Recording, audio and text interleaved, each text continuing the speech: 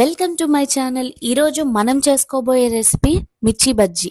మిర్చి బజ్జీ తినని వాళ్ళు, టేస్ట్ చేయని వాళ్ళు మేబీ ఎవరు ఉండరేమో. సో అందరూ ఇష్టంగా తింటారు. ఎలా ఎక్కువ శాతం బయటికి వెళ్ళి తింటారు. ఇంత పని ఎవరు పెట్టుకోవాలి, ఇంత శ్రమ ఎవరు చేయాలి అని ఆలోచిస్తారు. సో ఓకే అండి, అది కూడా ఓకే. బట్ ఒక్కసారైనా మనం కూడా ఇంట్లో ట్రై చేసి చూడాలి, తినాలి. మన చేతి వంట ఎలా ఉంటుందో మనకి తెలుస్తుంది. సో తక్కువ మంది ఉన్న వాళ్ళు, లేదా ఇంట్లో ఒంటరిగా ఉండి ఒకసారి ఒక రెసిపీ ట్రై చేసి చూద్దాం అన్న వాళ్ళు ఎవరైనా ఉంటే ఖచ్చితంగా ఇంట్లో కూడా ట్రై చేసి చూడండి. ఖచ్చితంగా చెప్పగలను, బయట కొన్నదానికంటే మనం ఇంట్లో చేసుకున్న రుచి చాలా ఎక్కువగా ఉంటుంది. మనం చాలా శుభ్రంగా ప్రిపేర్ చేసుకుంటాము. సో అందుకని ఎవరైనా ట్రై చేయని వాళ్ళు ఉంటే ఊరికే ట్రై చేసి చూడండి. 4 ఇంట్లో మిరపకాయలు ఉన్నా సరే పర్వాలేదు, ఉట్టి వాటితోనే ట్రై చేసి చూడండి. నేను చెప్పినట్టుగా ట్రై చేయండి ఒకసారి, మీకు ఖచ్చితంగా నచ్చుతుంది. ఒక 3/4 కప్పు శనగపిండి తీసుకొని దాంట్లో ఒక 2 స్పూన్స్ బియ్యపిండి వేయాలి. వేసి కొంచెం వాము, కొంచెం కారం వేయండి. వేసి బాగా మిక్స్ చేసుకోవాలి. దానికంటే ముందు చింతపండు గుజ్జులో కొంచెం శనగపిండి వేసి కొంచెం వాము వేసి కలిపి పక్కన పెట్టుకోండి. మిర్చిలో చింతపండు గుజ్జు పెట్టడం వల్ల ఆ మిర్చి యొక్క ఘాటును తగ్గించి మనకు అన్ని ఫ్లేవర్స్ని మంచిగా బ్యాలెన్స్ చేస్తుంది. చింతపండు పెట్టడం వల్ల ఇంకా ఎక్కువ రుచిని ఇస్తుంది. ఒకసారి చింతపండు గుజ్జు పెట్టి ట్రై చేసి చూడండి.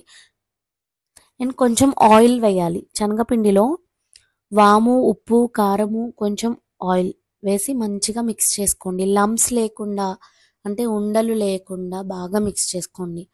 మీ దగ్గర మిక్స్ చేసేది ఉంటే కనుక దాంతో చేయండి, లేదా ఫోర్క్తో అయినా సరే చేసుకోవచ్చు. బాగా మిక్స్ చేసి కన్సిస్టెన్సీ ఎలా ఉండాలంటే మన ఫింగర్ డిప్ చేస్తే జారుగా కారిపోకూడదు, ఫింగర్ని పట్టుకొని ఉండాలి. అంత కన్సిస్టెన్సీ ఉంటే సరిపోతుంది. ఒకసారి నేను ఈ వీడియోలో మీకు చూపిస్తాను చూడండి ఎట్లా ఉండాలో. ఈ విధంగా చేస్తే కనుక బజ్జీకి మొత్తం కూడా పిండి మంచిగా పట్టుకొని ఉంటుంది. ముందుగా మిర్చికి ఎటు మధ్యలో కట్ చేసుకొని మనం ఎక్సెస్ ఉన్న సీడ్స్ అన్ని తీసేయాలి బయటికి. తీసేసిన తర్వాత చింతపండు గుజ్జు దాంట్లో మన ఫింగర్స్తోనే మంచిగా డిప్ చేయాలి. చేసేసిన తర్వాత ఈ కన్సిస్టెన్సీ బ్యాటర్లో ఒక గ్లాస్లోకి తీసుకోండి, పెద్ద గ్లాస్ తీసుకోండి.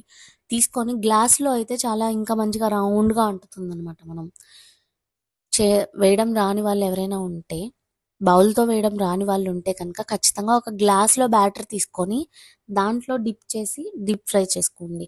ఆయిల్ ఎప్పుడైనా సరే బజ్జీ మొత్తం మునిగేదాకా ఎక్కువ ఆయిల్ ఉండాలి, అప్పుడే షేప్ మంచిగా వస్తుంది. లోతుగా ఉన్న బాండీ తీసుకొని ఆయిల్ ఎక్కువ పోసి వేసిన బజ్జీ మొత్తం మునిగేలాగా ఆయిల్ చూసుకోండి. లేదంటే కూడా టేస్ట్ బాగుంటుంది కానీ షేప్స్ రకరకాలుగా వస్తాయి అన్నమాట. సో అందుకని ఆయిల్ ఎక్కువ తీసుకోండి. వేడి వేడిగా బజ్జీలు చేసుకొని వాన వచ్చినప్పుడు తింటే ఎంత బాగుంటాయో ఒక్కసారి మీరు ఖచ్చితంగా ఇంట్లో ట్రై చేసి చూడండి, మీకు ఖచ్చితంగా నచ్చుతుంది. మిర్చి బజ్జీయే కాదు, ఏ మిరపకాయలు ఉన్నా సరే మీరు దాంతో కూడా వేసుకొని తినాలనిపించినప్పుడు ఇట్లా చింతపండు గుజ్జు పెట్టి వేసుకొని తినేసేయండి, బ్రహ్మాండంగా ఉంటాయి.